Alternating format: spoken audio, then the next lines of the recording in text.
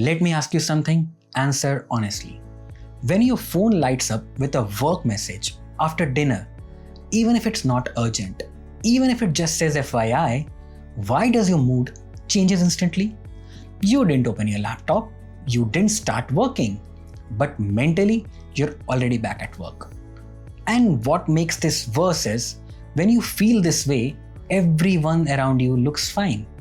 Your colleague replies instantly with a thumbs up. Someone jokes about the hustle culture. Another person posts a smiling update on the LinkedIn.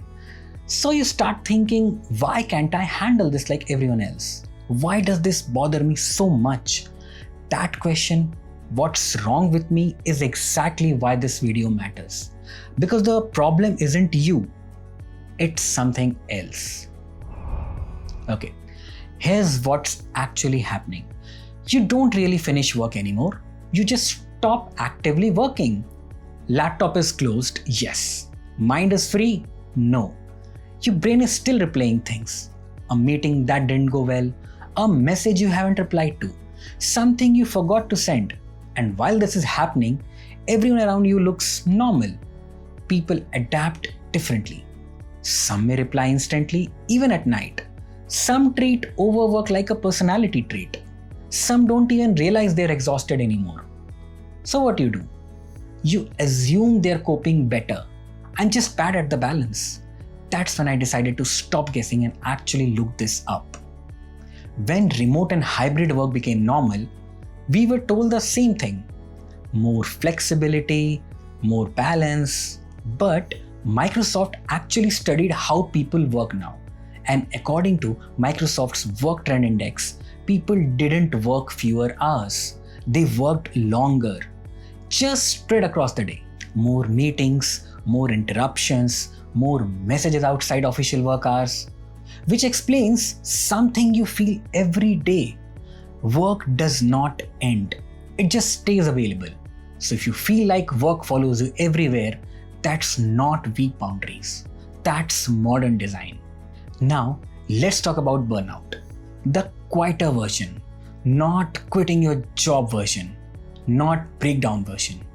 The kind where you're still functioning, but always tired. Weekends don't fully reset you. Vacations help, but briefly. And at some point you start asking, why am I still exhausted even after resting? This is where something important comes in.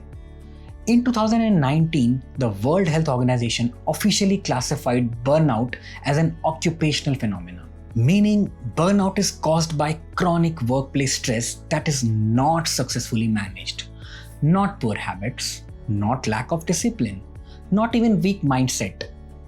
So if rest doesn't fully work for you anymore, it's because the system never fully switches off. Now zoom out a bit. If this was just a few people struggling, we could have ignored it. But large-scale data tells a completely different story.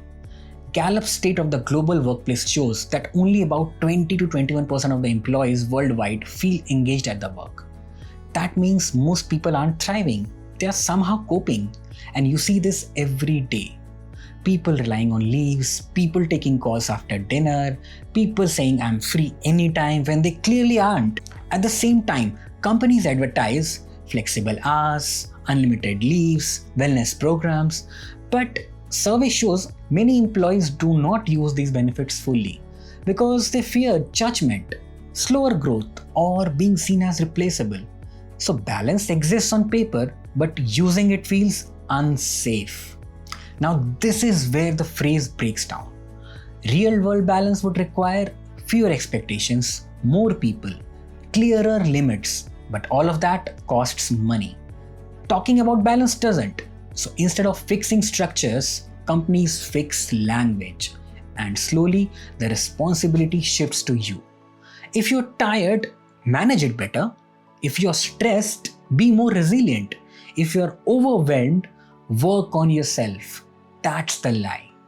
And Harvard Business Review has pointed this out repeatedly, that culture and wellness languages often replaces real structural change. So here's the grounded takeaway from this video. Work-life balance isn't something you're bad at. It's not a skill you unlock with discipline. It's a negotiation, And unless that negotiation is backed by a structure, it always collapses under pressure. That doesn't mean work is evil, and it doesn't even mean that you should panic. It just means that you should stop blaming yourself for reacting normally to a system that was never designed for balance. Seeing that clearly isn't pessimistic, it's realistic. And realism is where better decisions start. I hope you like it.